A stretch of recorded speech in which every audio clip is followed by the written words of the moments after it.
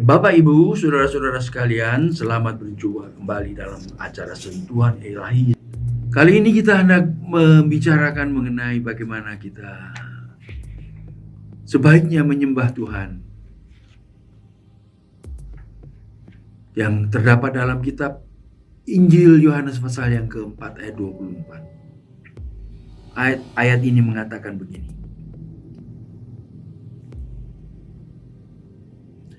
Allah itu roh,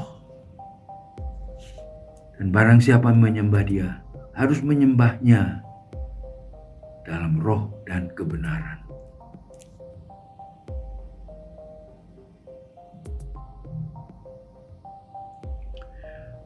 Ini kebenaran yang luar biasa. Penyataan diri Allah, di mana Allah berkata, "Aku adalah roh." Allah yang adalah roh ini meminta supaya kita menyembah dia di dalam roh, dengan roh kita, bukan dengan akal pikiran kita, bukan dengan kekuatan kita, bukan dengan tata cara liturgi formalitas yang kita kerjakan dengan fisik kita. Tetapi Allah mau supaya kita menyembah dia dalam roh, tetapi dalam roh yang benar, dalam roh dan kebenaran. Bapak, Ibu, saudara-saudara sekalian, kebenaran yang luar biasa ini diwahyukan oleh Tuhan Yesus kepada siapa? Kepada seorang perempuan, wanita yang terkena jelek moralnya, perempuan Samaria. Kita tahu bahwa orang Samaria adalah bangsa yang sudah kawin campur dengan bangsa-bangsa di sekelilingnya. Dan perempuan ini, perempuan Samaria, kepada orang yang nampaknya tidak pantas menerima pewahyuan seperti ini, Yesus berikan.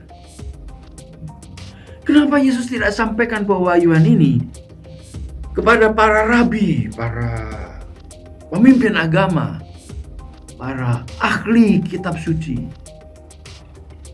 mereka yang ada di bait Allah, yang siang malam mempelajari kitab suci? Mereka tidak mendapatkan pewahyuan seperti ini. Dan dalam Alkitab hanya satu-satunya ayat ini yang mengatakan bahwa Allah itu roh. Dia menghendaki supaya kita menyembah, manusia menyembah kepadanya dalam roh.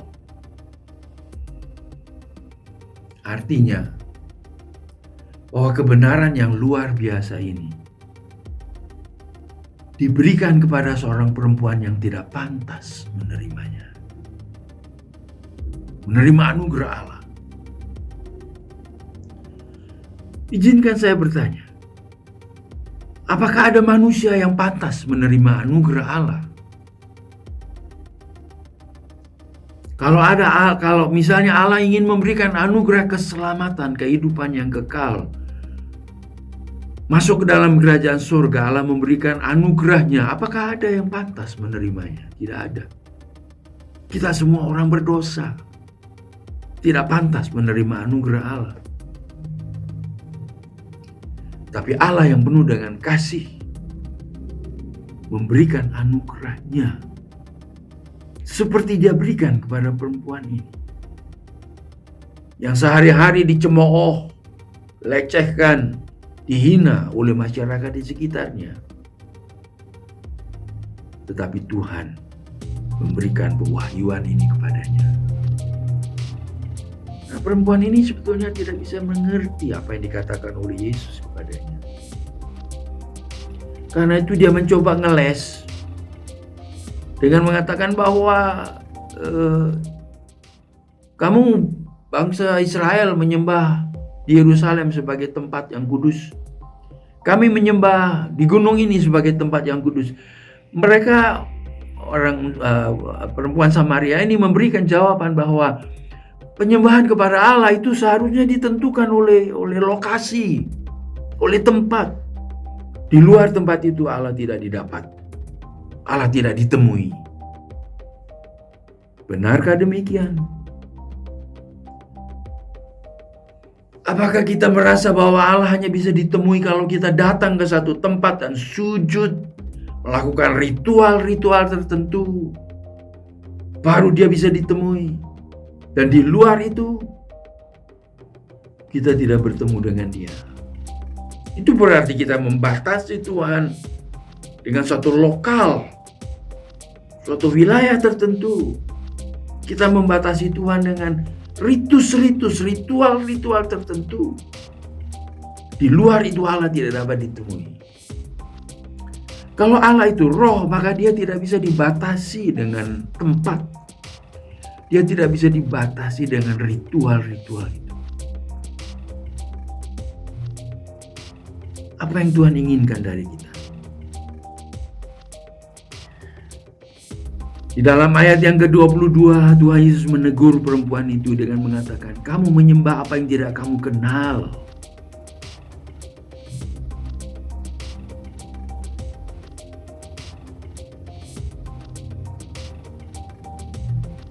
Kami menyembah apa yang kami kenal. Suatu pertanyaan, suatu statement yang aneh. Menyembah Tuhan yang tidak dikenal? Siapa Tuhan itu? Di sebuah kota Athena, Paulus melihat kota itu penuh dengan berhala. Lalu ada satu tempat persembahan, penyembahan kepada berhala. Tidak diketahui dewa mana, dewa apa yang disembah. Hanya ada tulisan di situ, kepada Tuhan yang tidak dikenal. Dan mereka menyembah, memakai altar itu sebagai tempat penyembahan. Ada berapa banyak orang yang menyembah Tuhan seperti itu? Menyembah Tuhan yang tidak dikenal. Dalam firman Tuhan kita membaca bahwa Allah itu adalah satu pribadi. Pribadi yang punya keinginan, pribadi yang punya perasaan, pribadi yang punya pikiran, pribadi yang punya sikap, pribadi yang bisa membuat keputusan. Firman Tuhan mengatakan bahwa Allah menciptakan manusia menurut rupa dan gambarnya. Mengapa demikian? Oleh karena Allah ingin bersekutu dengan kita. Dia menciptakan kita menurut rupa dan gambarnya. Kalau kita adalah satu pribadi, maka Allah juga satu pribadi. Sehingga kita bisa berkomunikasi, bersekutu dengan Dia.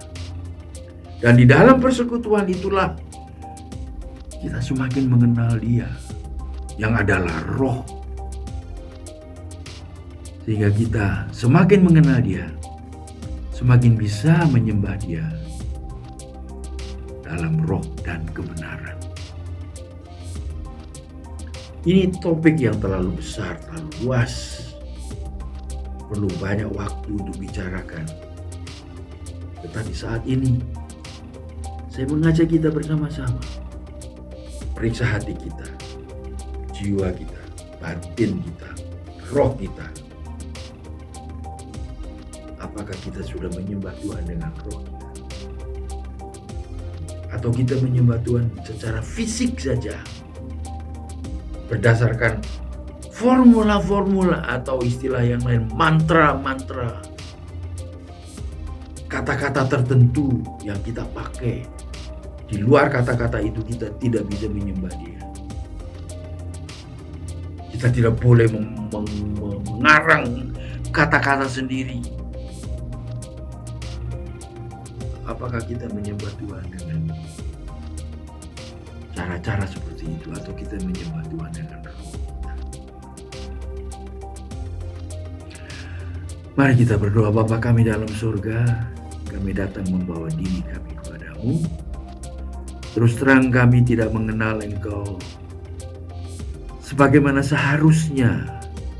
Yang kami mengenal Engkau supaya kami bisa berkomunikasi, mengakrabkan diri dengan Tuhan. Kami perlu Roh Kudus untuk menghidupkan roh kami, membangkitkan roh kami, menyucikan roh kami, supaya kami bisa menyembah Tuhan dengan roh dan kebenaran. Dan Engkau diberkati oleh Tuhan. Amin.